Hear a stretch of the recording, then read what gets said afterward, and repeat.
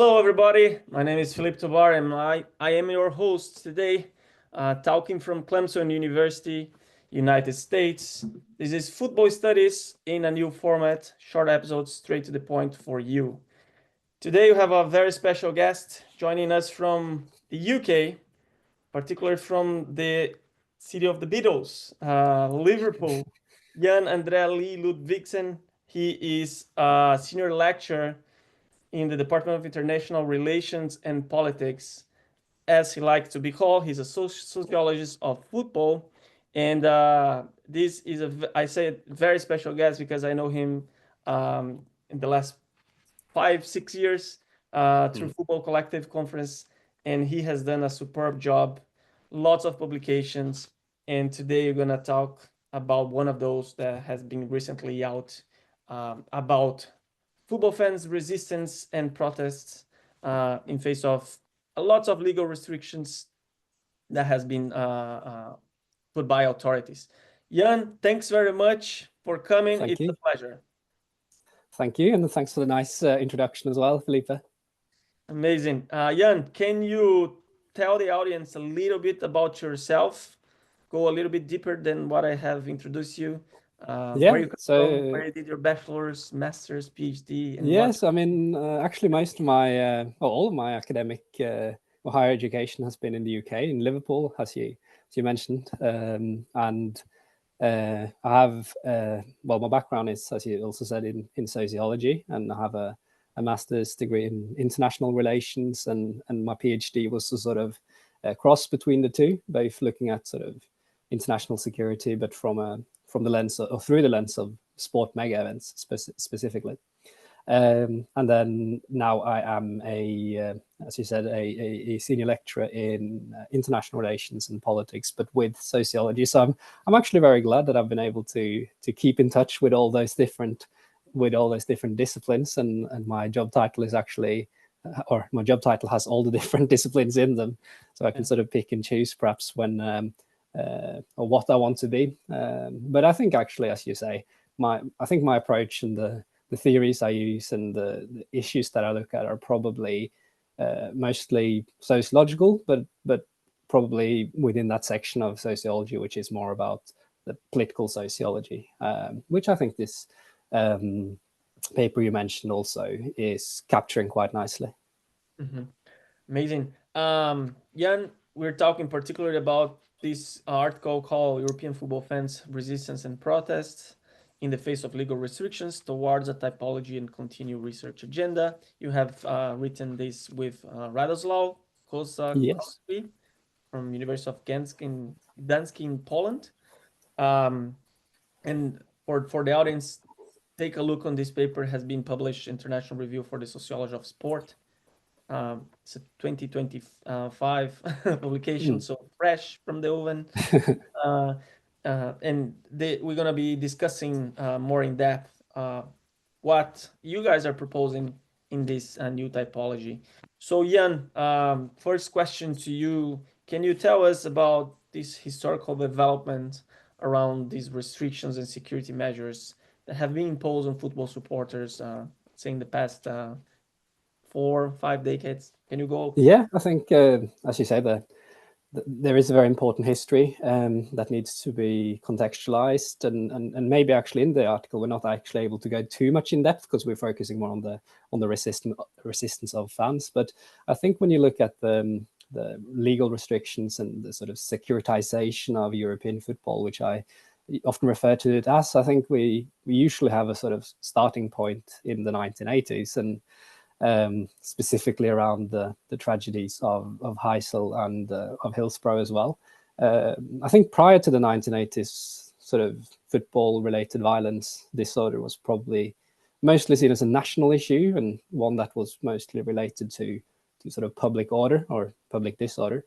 But I think after Heysel, sort of 1985 onwards, I think what many researchers have shown, what happens is that the European organizations get sort of involved and try to streamline the process and make the sort of counter hooliganism in Europe more standardized and harmonized. And obviously that is happening on a sort of European level, but at the same time, many of the restrictions in terms of specific laws, in terms of what you can do on a, when you go to a football game or when you're around a football game, they obviously are implemented nationally, and they're also very different across Europe. But I think what we probably have seen since the 1985 and onwards is that you have, as I said before, quite a big increase, I suppose, of football-specific legislation. So just to use the UK as an example, you have after Heysel, you have restrictions on alcohol consumption. After Hillsborough, you of course have the all-seater stadium, and there is this sort of regulation upon fan behavior. But I also think it's important to note that many of these that maybe start as sort of national legislations and national regulations, they often sort of transfer from country to country. So because the safe standing, for example, not the safe standing, the ban on all standing terraces, whilst that happens first in the UK, it later becomes a sort of European-wide things through sort of UEFA's policies and also FIFA's policies as well.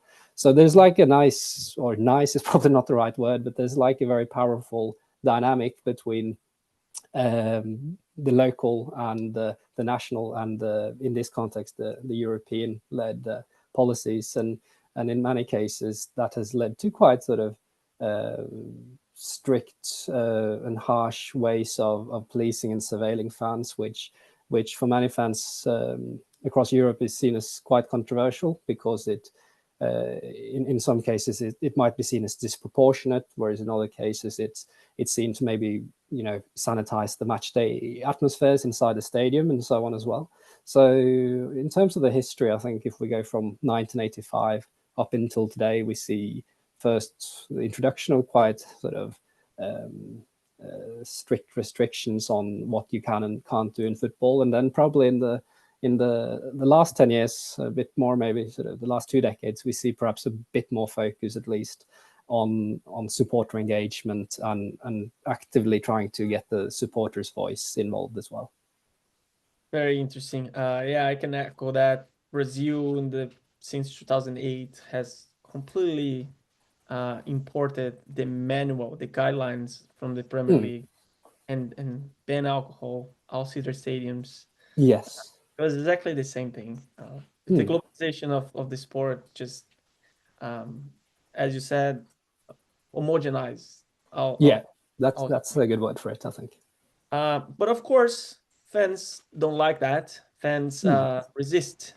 So in your paper, you come up with a very interesting discussion about what is resistance as a concept.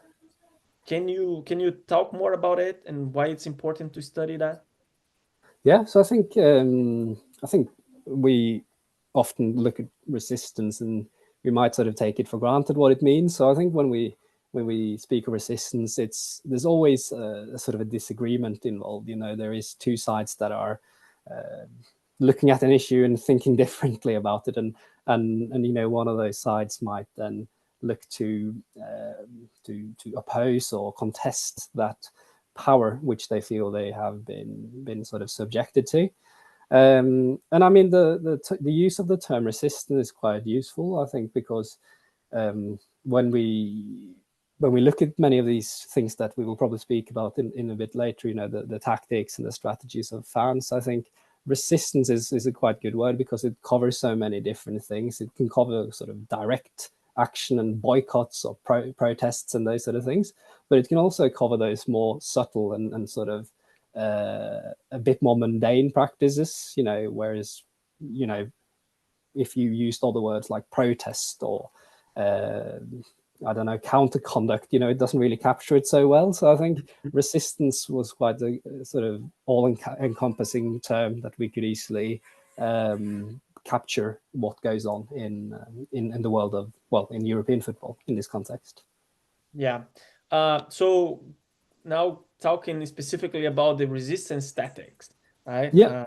Different strategies. What are those tactics and strategies that you have discussed in your paper?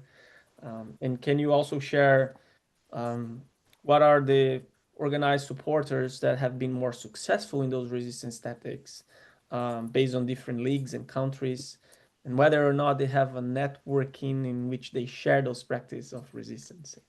Yeah, so I think to answer your first question, we do say in the paper as well that we're trying to develop a typology, and when you develop a typology, there will always be things that you can't capture because you have to try to be sort of minimalistic as possible. So I mean, in the paper we focus on fans writing, for example, fanzines, or we focus on fans that are organizing sort of boycotts.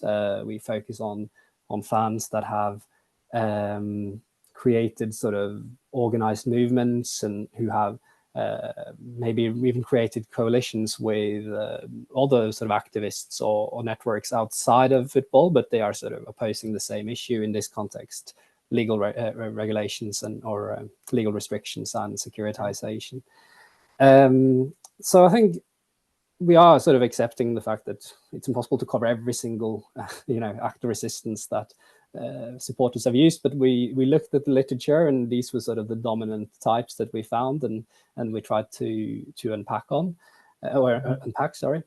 And in relation to the other question, it's actually a very good question. How are there any case studies where supporters have been successful, or any other studies or cases where they haven't been so successful? And I think when we look at the European case, I think very often we look at sort of Germany and Sweden are often seen as sort of the main good examples of where supporter dialogue and sort of communication between fans and other actors like clubs or the league or the police, how the communication is good there. But it's difficult to say whether that is because of resistance, but I would assume, of course, that resistance has played some part of it. But actually, one of the things we argue in this paper is that it's very difficult to sort of measure the impact or the success of supporters who are sort of criticizing or contesting securitizations. Very, very much more, and it's more difficult for them to achieve any success in comparison to, let's say you have a protest against a team manager or a protest against a commercial initiative, simply because there is that security element in it. So that often means that when we speak of the politics of security, often that is often dragged into a very sort of separate domain almost, where it's very difficult to question, and thereby that also places some sort of limitations, I suppose, on how far the contestations of supporters can go, really, and how successful they can be. Yeah, it makes total sense, because once you protest against securitization in stadiums, then comes some very important players like security forces, politicians. Yeah, not just the club directors. If you're protesting. Exactly. So you're sort of dealing with a total different context. You are the decisions aren't longer in the owner's hands or in the club's hands necessarily. So that makes the case of security both very interesting, but also very, very or extra difficult to measure what the potential outcomes are. Yeah, and then totally you depend on how those authorities, particularly security authorities, consider football fans, how they view football fans. And normally they don't see football supporters in a very positive light, lens, right? They have a lot of, I would say, oppositions to the way football supporters like to support their clubs. But that's really a great point, because it points out to the challenges, right? That this type of research can also deal with. So going to that direction, what are then the practical and theoretical implications of this study? What do you see on this area? Yes, I mean, in terms of the sort of practical implications, it's a bit difficult maybe to look at this piece and think directly there's sort of practical consequences. How can this inform practice, or how can it inform policy, for example, because ultimately, and I should have probably said before as well, but the fans who are sort of contesting or resisting security, I think often it's more a minority of politically active fans. Not every supporter will write fanzines or stage boycotts or protests or whatever. But I think what is important in terms of the practical implications is to really understand how broad the supporter base is, and or the body of supporters is, and that within us, when we talk about supporters, it's such a massive social group with different aims. They go to football games for different reasons. They expect to be or what they expect is completely sort of individual almost. But I think the practical implications would be something around that, basically, that it's crucial to well, for those who are practitioners to understand that the supporter body is very large, and it is composed of some supporters who are actively challenging or not even actively, maybe indirectly challenging some of those measures seeking to control and govern them. So maybe taking those seriously and bringing them in and have dialogue with them could be one potential practical implication, I think. Definitely. I think like I would say for emerging leagues across the world, like the MLS, or these organized supporters, that would be a very interesting paper for these fans to look after. Yeah, I think so, because I think often we think that supporters are, they're often seen as one, broad body of people, but it's obviously very complex, and hopefully this paper can shed some light on it. Yeah, get them some inspiration, right? Yeah.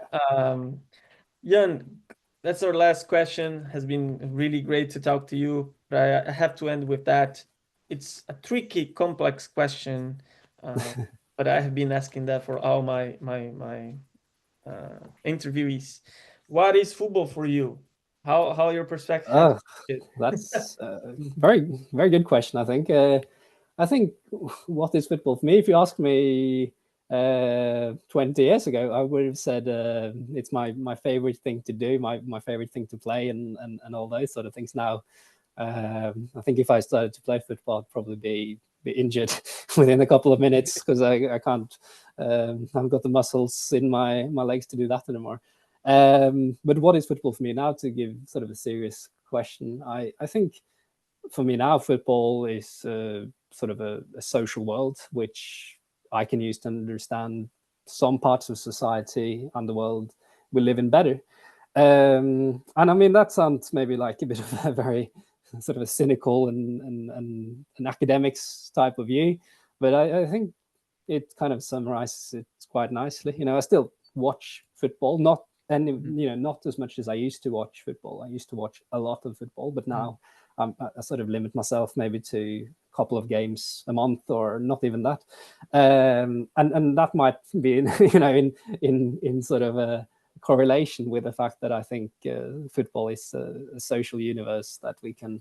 It's almost a bit of a cliche, really, that sort of football mirrors society. But I think, like most cliches, it has some truth to it. And for me, that when I think about football now, I don't first and foremost maybe think about it as I used to do before I started studying it.